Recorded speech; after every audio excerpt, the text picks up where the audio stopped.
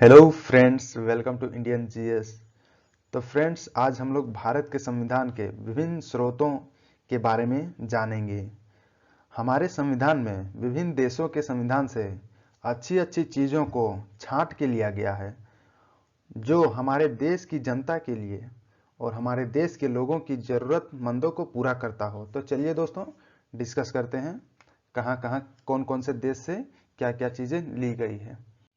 तो पहला देखते हैं ऑस्ट्रेलिया के संविधान से क्या क्या लिया गया है। ऑस्ट्रेलिया के संविधान से लिया गया है कंकरेंट लिस्ट, मतलब समवर्ती सूची जिसको कहते हैं, वो लिया गया है ऑस्ट्रेलिया के संविधान से। और दूसरा क्या है, लैंग्वेज ऑफ द प्रियम्बल, जो प्रस्तावना की जो भाषा है वो भी ऑस्ट्रेलिया से लिया गया है। और तीसरा है प्रोविजन रिगार्डिंग ट्रेड, हो गया कॉमर्स एंड इंटरकोर्स, मतलब व्यापार वाणिज्य, ये सब भी ऑस्ट्रेलियन कॉन्स्टिट्यूशन से लिया गया है। अब अगला देखते हैं कनाडा के संविधान से क्या क्या लिया गया है। इसमें लिया गया है scheme of federation with a strong centre, मतलब एक मजबूत केंद्र के साथ संघ की योजना। जो हमारा सेंटर है वो कैसा होना चाहिए, एक मजबूत होना चाहिए, ताकि बाकी सारे स्टेट्स अलग ना हो पाए, इसका मतलब। अब अगला देखते हैं distribution of powers between centre and the states and placing residuary powers with the centre. इसका मतलब क्या है, केंद्र और राज्यों के बीच शक्तियों का बंटवारा। केंद्र के लिए कौन कौन सी शक्ति होनी चाहिए, राज्य के लिए क्या क्या शक्ति होना चाहिए, वो सभी चीज़ों का बंटवारा कहाँ से लिया गया, कनाडा के कॉन्स्टिट्यूशन से लिया गया है। और जो अवशिष्ट शक्तियाँ हैं वो किसमें निहित होना चाहिए, केंद्र के पास होना चाहिए, मतलब जो बची खुची। अब आगे देखते हैं ब्रिटिश संविधान से क्या क्या लिया गया है।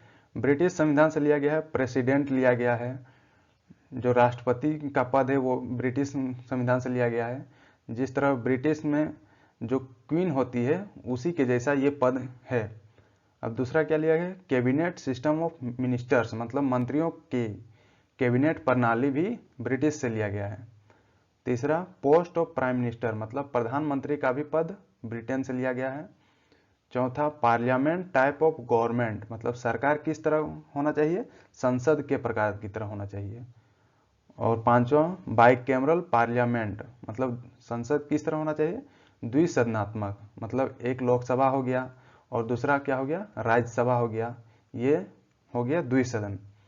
अब छठा देखते हैं लोअर हाउस, मतलब लोकसभा या house of the people more powerful, मतलब जो लोअर हाउस है, जो जिसको हम लोकसभा बोलते हैं, वो क्या होना चाहिए, अधिक शक्तिशाली होना चाहिए।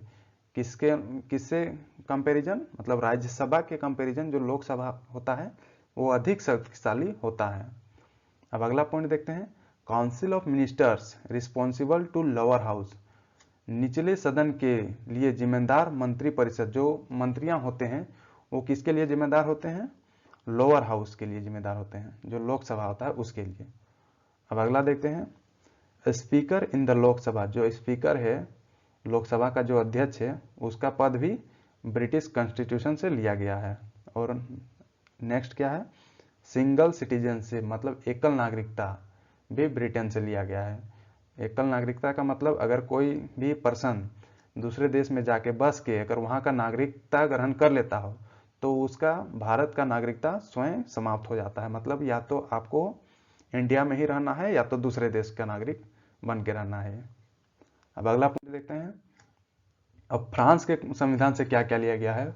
फ्रेंच कॉन्स्टिट्यूशन से Republic and the ideals of liberty equality and fraternity in preamble, जो प्रस्तावना में जो गणतंत्र हो गया, स्वतंत्रता हो गया, समानता हो गया और बंधुत्व के आदर्श का जो मेंशन किया हुआ है, ये कहाँ से लिया गया है, फ्रांस के संविधान से लिया गया है। अब देखते हैं वाइमार कॉन्स्टिट्यूशन ऑफ जर्मनी, मतलब जर्मनी के संविधान से क्या क्या लिया गया है। Suspension of fundamental rights during emergency, मतलब आपातकाल के दौरान जो मौलिक अधिकारों का जो निलंबन होता है उसको लिया गया है जर्मनी के संविधान से। अब आगे देखते हैं गवर्नमेंट ऑफ इंडिया एक्ट 1935, इससे क्या क्या लिया गया है। इससे लिया गया है फेडरल स्कीम, मतलब संघीय योजना। और दूसरा ऑफिस ऑफ गवर्नर, जो राज्यपाल का कार्यालय है उसको कहाँ से लिया गया है, गवर्नमेंट ऑफ इंडिया एक्ट 1935 से लिया गया है। और तीसरा क्या है, जुडिशियरी मतलब न्यायपालिका को भी गवर्नमेंट ऑफ इंडिया एक्ट 1935 से लिया गया है। चौथा पब्लिक सर्विस कमीशंस मतलब लोक सेवा आयोग है, इनको भी। और पांचवा emergency provisions and administrative details मतलब आपातकालीन प्रावधान और प्रशासनिक विवरण भी गवर्नमेंट ऑफ इंडिया एक्ट 1935 से लिया गया है। अब अगला देखते हैं जापान के संविधान से क्या क्या लिया गया है। जापान के संविधान से लिया गया है प्रोसीजर स्टेबलाइज्ड बाय लॉ मतलब कानून द्वारा स्थापित प्रक्रिया को जापान के संविधान से लिया गया है। अब आगे देखते हैं दोस्तों, साउथ अफ्रीकन के संविधान से क्या लिया गया है, मतलब साउथ अफ्रीका के संविधान से क्या क्या लिया गया है। Procedure for amendment of the constitution and election of members of Rajya Sabha मतलब जो संविधान में संशोधन और राज्यसभा के सदस्यों के चुनाव की प्रक्रिया को कहां से लिया गया है, साउथ अफ्रीका के संविधान से लिया गया है। अब अगला देखते हैं सोवियत कॉन्स्टिट्यूशन मतलब यूएसएसआर से अब उसका नाम क्या रह गया, रसिया है। वहां से क्या क्या लिया गया है, फंडामेंटल ड्यूटीज जो मौलिक कर्तव्य हैं वो कहां से लिया गया, रसिया से लिया गया है। और 5 ईयर प्लान जो पंचवर्षीय योजना जो चल रहा था वो भी रसिया से लिया गया था। अब अगला देखते हैं आयरिश कॉन्स्टिट्यूशन मतलब आयरलैंड के संविधान से क्या क्या लिया गया है। इसमें लिया गया है concept of directive principle of state policy मतलब जो डीपीएसपी है राज्य के नीति निदेशक तत्वों की अवधारणा को आयरलैंड से लिया गया है। और ये आयरलैंड कहाँ से लिया था, आयरलैंड लिया था स्पेन से लिया था और आयरलैंड से हम लोग ले लिए हैं मतलब भारत।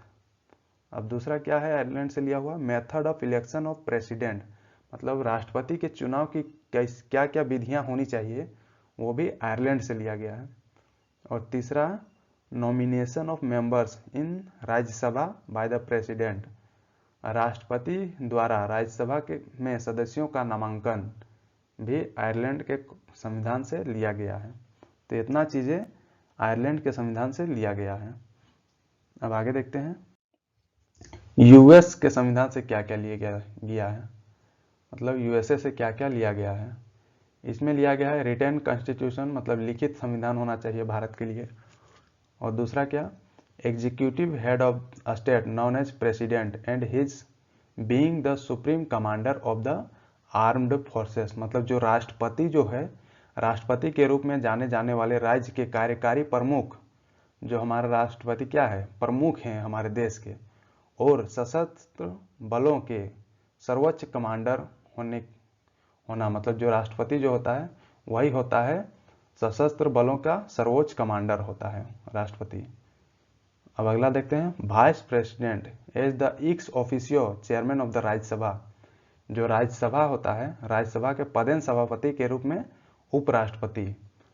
दोस्तों ये जो उपराष्ट्रपति जो होता है जैसे ही इसका इलेक्शन होता है वही मतलब इसका राज्यसभा का सभापति भी कहलाता है उपराष्ट्रपति। अब देखते हैं फंडामेंटल राइट्स भी यूएसए से लिया गया है, मौलिक अधिकार। सर्वोच्च न्यायालय भी यूएसए से लिया गया है। उसके बाद प्रोविजन ऑफ स्टेट्स राज्यों का प्रावधान भी यूएसए से लिया गया है। सातवां क्या है, independent judiciary and judicial review जो न्यायपालिका और न्यायिक समीक्षा की स्वतंत्रता ये भी यूएसए से लिया गया है।